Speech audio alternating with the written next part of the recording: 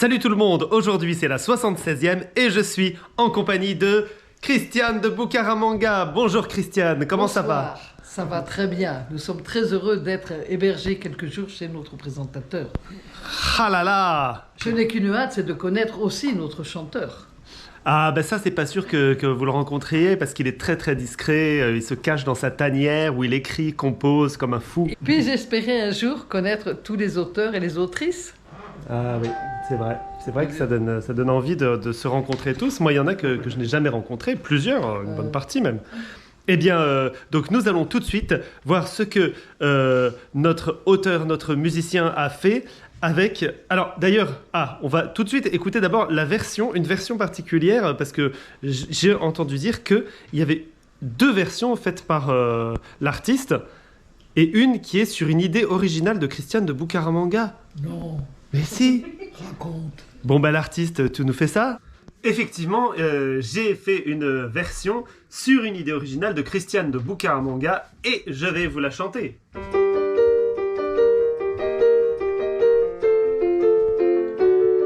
On se cabre, on se penche, on se cambre. Cette bière est-elle blanche, est-elle ambre?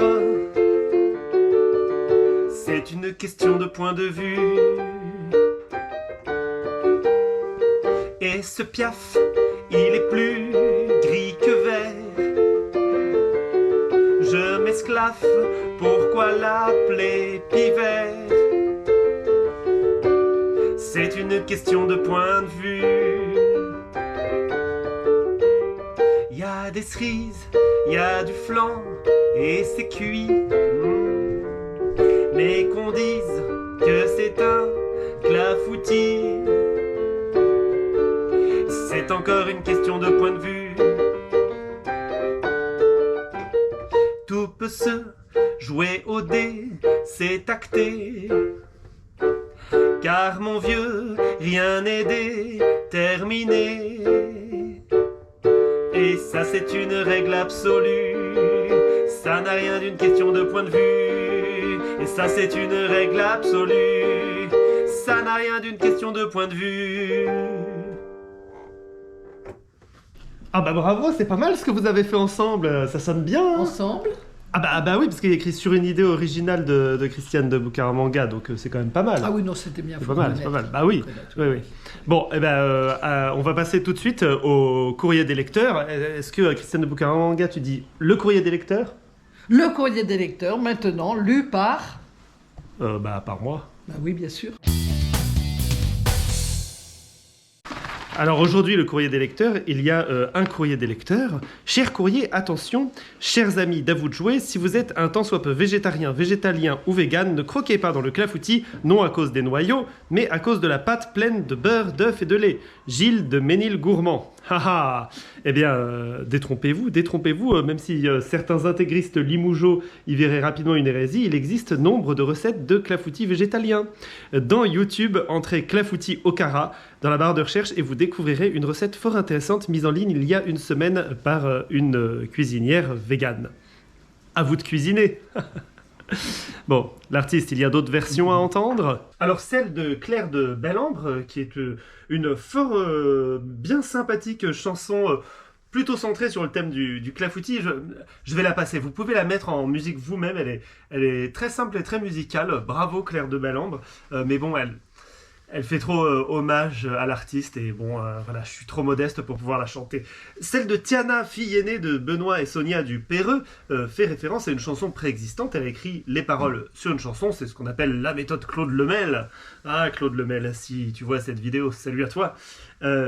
Et donc, comme je l'ai dit, moi, quand je compose, je prends les paroles qui ont été écrites sur une autre musique et puis j'en fais une nouvelle musique. Sinon...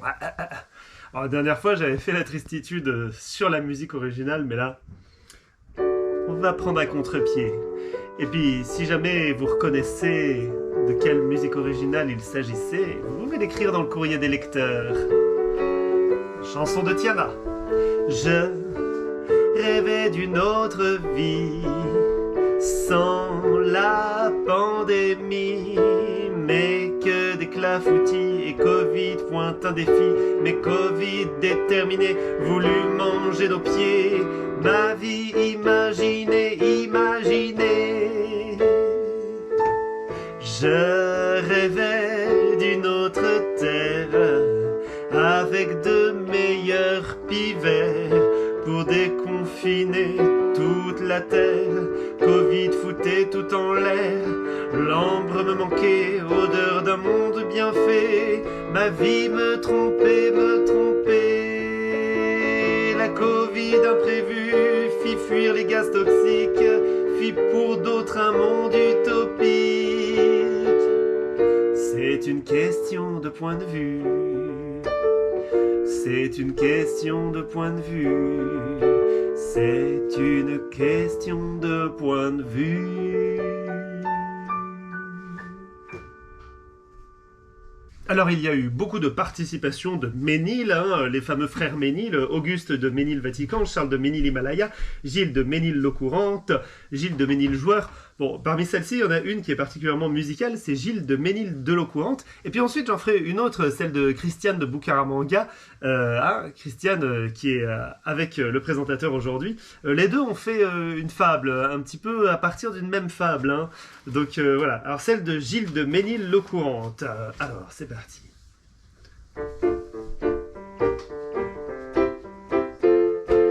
Une source de La Fontaine, pour ces fables c'est Ésope. Moi mon inspiration, c'est l'eau du robinet. Elle est aseptisée comme un bouquet d'hysope. Pour écrire un poème, je suis tout épuisé. Je suis déterminé et de mon escarcelle, j'ai sorti une fable que je veux vous conter.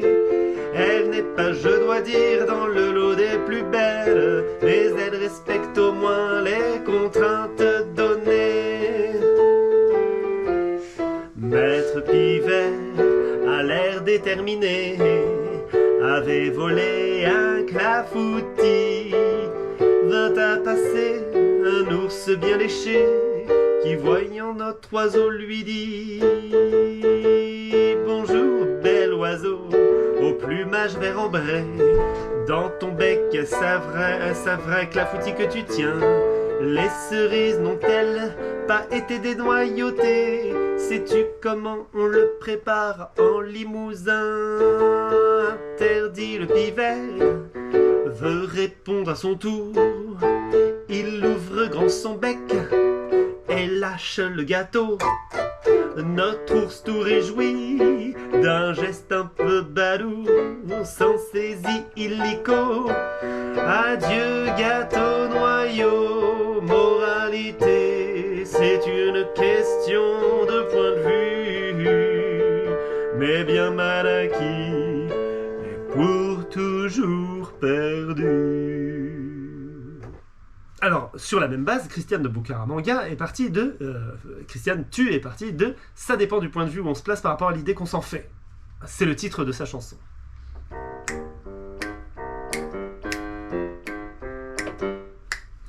Le Pivert, sur son arbre perché, le bec se léchait. Le poisson, sur la berge stationné, d'emballe le guettait. L'enfant demande en passant: qui crois-tu engloutira le clafoutis? Ce sera le mieux placé, mon fils, mais c'est une question de point de vue, maman.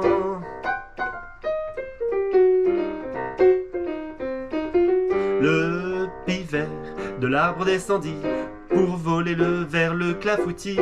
Le poisson sauta au plus vite pour attraper le clafoutis, tout de bien déterminé à engloutir la pitance. Des deux, aucun ne comptait sur l'ambre éblouissante. L'enfant demanda en passant: maman, de quelle couleur est le clafoutis? Cerise ou ambre, mon fils? C'est une question de point de vue, maman.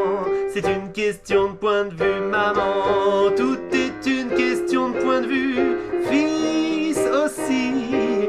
La couleur du clafoutis, titi, l'appétit et la position du plus goulu. Et puis enfin, on va terminer avec Caroline de Clafout-à-Vert, Clafout-à-Vert, qui nous a fait une chanson, comme dirait Claude Lemel, bien écrite. Chanson bien écrite, ça ne veut pas dire que c'est une chanson mieux qu'une autre, c'est une chanson qui est facile pour le compositeur. C'est-à-dire une chanson qui va tout de suite appeler une musique et qui est écrite avec beaucoup de rigueur au niveau des pieds et des rimes.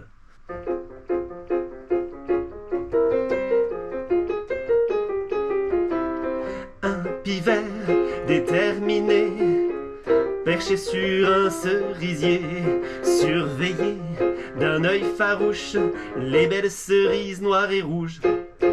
Il s'en délectait d'avance, prêt à se remplir la panse. Attendons demain matin, les fruits seront mûrs à point. Le soleil sorti de l'ombre, étalant ses rayons d'ambre, le pivert battit des ailes quand apparut une échelle. Une armada de cueilleurs ramassa tout en une heure en poussant des cris ravis. Oh, à l'idée du clafoutis, le pivert dut renoncer. Rien dans son garde-manger, sa nourriture pour l'hiver disparut en un dessert. Ils m'ont déclaré la guerre, piailla l'oiseau en colère. Mais quand le gâteau fut cuit, il l'emporta dans son nid. Je dirai en conclusion, chacun voit à sa façon. Voleur volé, on ne sait plus. C'est une question de point de vue. Ah bah toutes ces versions, qu'est-ce qu'on en dit? C'est pas mal, hein, quand même. C'est super. Ouais, ouais, c'est bien, c'est magnifique, il y a beaucoup de trouvailles, et puis on voit, il y a des utilisations qui se recoupent, et puis d'autres qui se recoupent pas du tout, et auxquelles on n'aurait pas pensé. C'est quand même un plaisir de voir ces différentes versions à chaque fois. C'est varié, ça se rencontre. C'est varié, ça se rencontre, effectivement. Je pense qu'on peut passer aux contraintes pour la prochaine édition. Pour vendredi 30 juillet 2021. Voilà.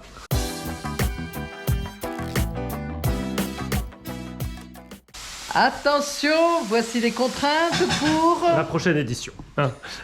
Les contraintes pour la prochaine édition, eh bien, elles sont écrites sur ce papier et je vais laisser Christiane de Bucaramanga les dire. C'est ça ou ça, faut dire. Sophisme ou paralogisme? Ah, c'est une idée de toi, ça, Christiane de Bucaramanga? Je ne suis pas sûre, mais je vais googliser tout ça. Oui, je crois qu'on en a parlé oui, entre si, pas entre la poire et le fromage, mais on en a parlé. Ça devait être bien après la poire, oui. Donc, effectivement... Sophisme ou paralogisme? Alors, nous laissons chacun chercher sur Google ce que c'est qu'un sophisme et ce que c'est qu'un paralogisme. Ce sont des contraintes qui laissent très libre, comme d'habitude. Qui finalement sont quasiment la même chose, à peu de choses près, c'est dans l'intention. C'est-à-dire le sophisme est dans l'intention de tromper, de biaiser, alors que le paralogisme, pas forcément. Voilà, tout simplement. Ouais. Eh bien... Allez, voilà, débrouillez-vous avec ça. Moi, j'ai envie de dire... À vous de jouer.